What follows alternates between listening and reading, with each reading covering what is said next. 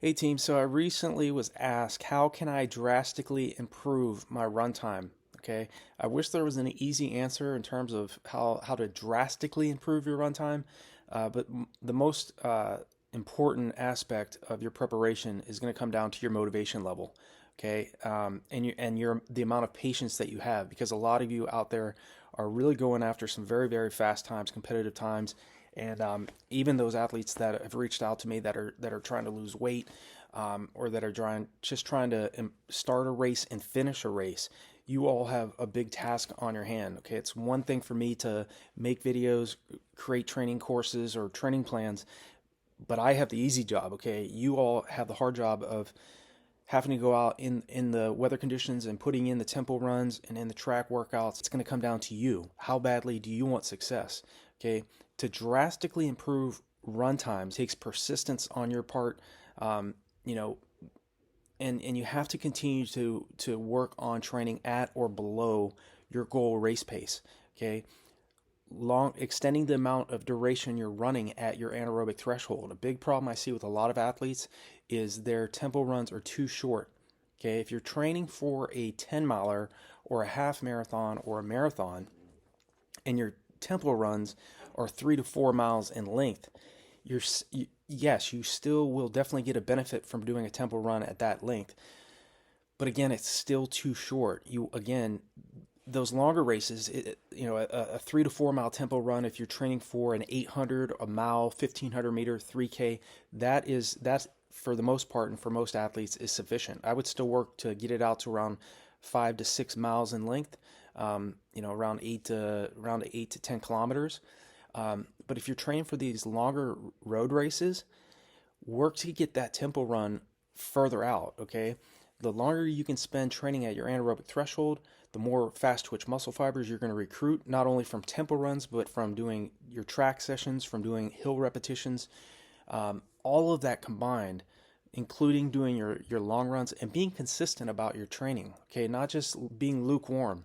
Okay, you either invest in a training plan or invest in a running course, or you've made your own and you really want to devote 100% of your attention and energy to your particular goal race time that you're going for.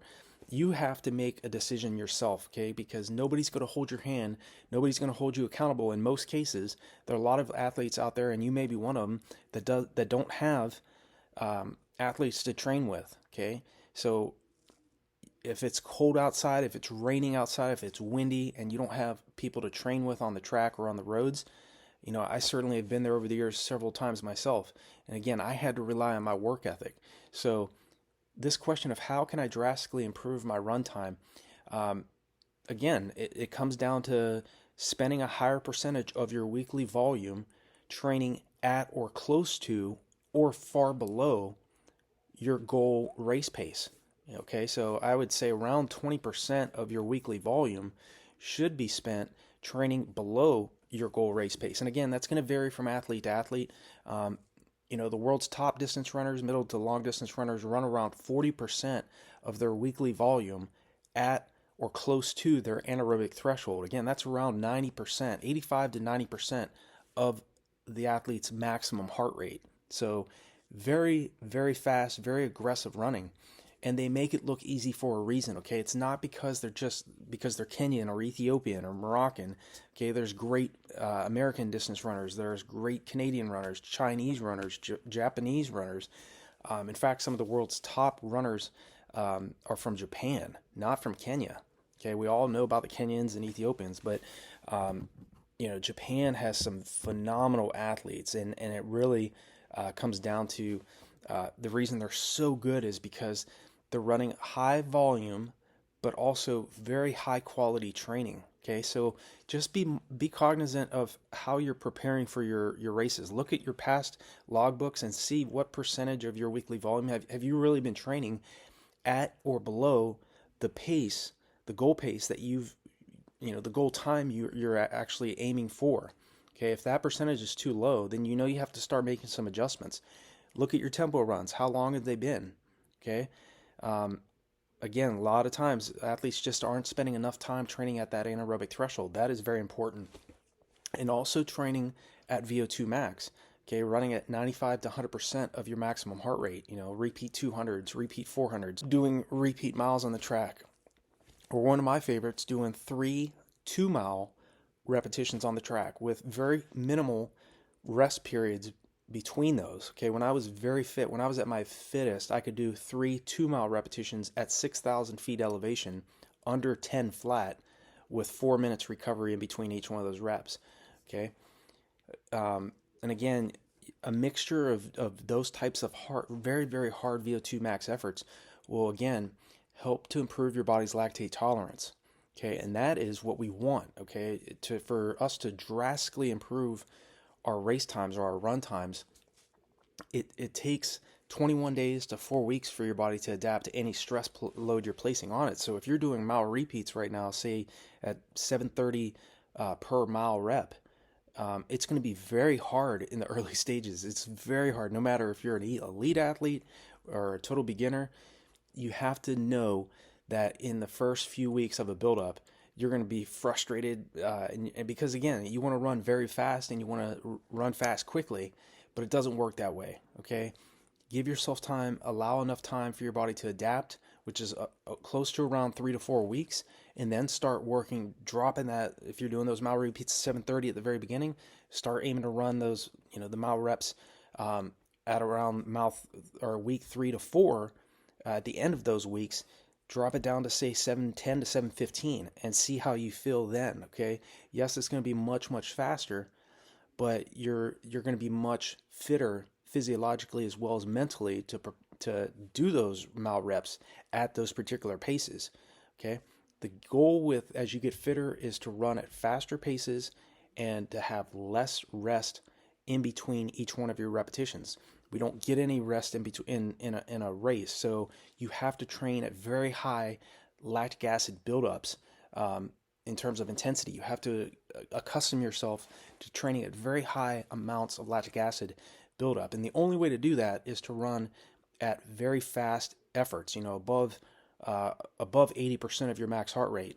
So that is some of the things I really want you to keep in mind in terms of dropping drastic amounts of time. Those long runs are absolutely essential. You'll hear me say that in just about every video. If you start running a percentage of your long runs, not the entire run, it doesn't have to be, and don't run fast every single weekend, but alternate. Do a faster, varied pace long run one weekend, and then follow it up the next weekend with a relaxed, easy long run. So again, adaptation occurs. Okay, the real benefits of our training is going to happen during the rest period. So, and a lot of athletes get that wrong because they think if they slow down or if they run easy for 2 to 3 days easy after a hard workout, that they're somehow going to lose fitness. Okay, you can take a week off completely, not run one step, and you will not lose any fitness. Okay, again, after a week, it definitely will increase in terms of your fitness loss, but you can, if you're jogging for 2 to 3 days after you do, say, a repeat 800 meter workout on the track, or maybe a ladder drill, maybe it's like 4 1-mile repetitions, then 4 800s, then 4 200s, something like that. Your body and mind is going to be totally taxed after that type of workout. And if you're at altitude, it's even harder. So it's okay to take 2 to 3 days if you need up to 3 days. Usually it's about 48 hours. But it's okay to run easy and relax. Again, the key thing is to adapt to the hard training you're doing so that later on, once you start to taper down your training, and you do a 10-day taper like I teach rather than a 3-week taper, you're going to go into your race fully rested, and then you can have a higher percentage, a higher chance, higher likelihood that you will drop significant time off of your race time. Again, it's how you're setting up your training. Don't run, high mileage alone is not enough. If you're running too much of your weekly volume at too aerobic effort, it's just going to make you a superior long, slow distance runner. So start looking at your training, and that's really how I've developed the training plans and running courses on RunDreamAchieve.com. I've wanted to walk the athlete, especially with the running courses, walk the athlete through every step of the training process. But a lot of athletes just say, hey, I want to invest in a training plan. I want to know exactly what I need to be doing on a daily basis. and how I can really drop significant time. So there's definitely resources here. Definitely check out the other videos I've made too. There's some tips there as well for you, but definitely check out the resources below all my videos. And if you leave a comment, I will definitely reach back out to you. Wish you all the best in your training, and I will talk to you all in the next video.